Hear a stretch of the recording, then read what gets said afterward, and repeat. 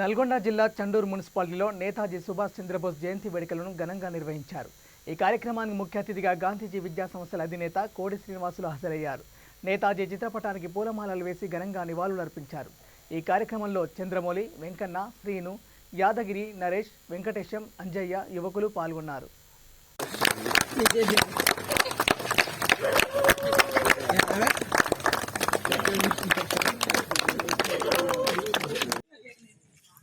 చండూరు మున్సిపాలిటీలో నేతాజీ నగర్లో నేతాజీ సుభాష్ చంద్రబోస్ జన్మదిన వేడుకలు చాలా ఘనంగా నిర్వహించడం అనేది జరుగుతుంది.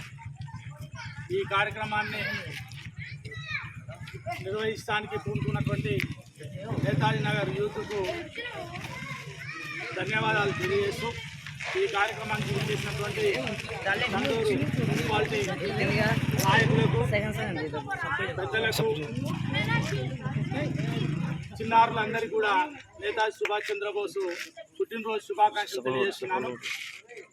నేతాజీ సుభాష్ చంద్రబోస్ మరి ఆ రోజు స్వాతంత్ర సంగ్రామంలో జాతిపిత మహాత్మా గాంధీకి ఎటువంటి ప్రాముఖ్యత ఉందో అదే తరహాలో ముఖ్య భూమిక పోషించినటువంటి మహోన్నతమైనటువంటి వ్యక్తి నేతాజీ సుభాష్ చంద్రబోస్. మహాత్మా గాంధీ అహింసా సిద్ధాంతాలతో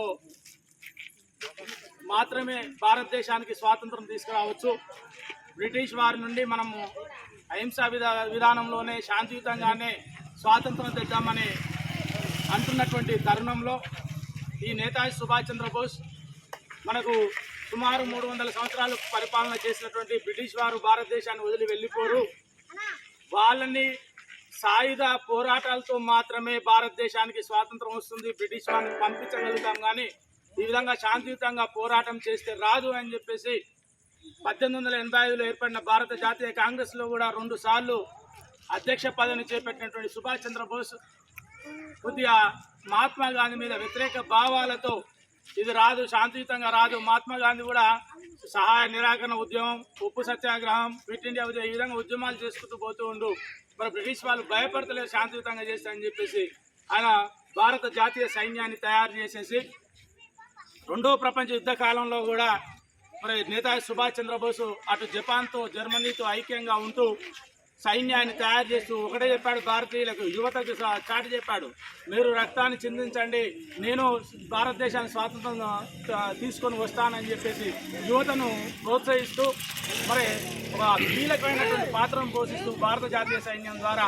అనేక పోరాటం చేసేసి అనేక సార్లు 11 సార్లు బ్రిటిష్ వారు ఇతన్ని జైలుకు పంపించి కర్మాగారాల్లో వేయడం అనేది జరిగింది. 11 సార్లు ఆయన జైలు శిక్ష అనుభవించినా కూడా మరి యువతలో ఉత్సాహాన్ని నింపేసి భారతదేశానికి స్వాతంత్రం తెచ్చినటువంటి మహోన్నత వ్యక్తి. ఆయన యొక్క భావాలను, ఆయన యొక్క ఆశయాలను నేటి యువత మనం ఆయన యొక్క పుస్తకాలను, ఆయన యొక్క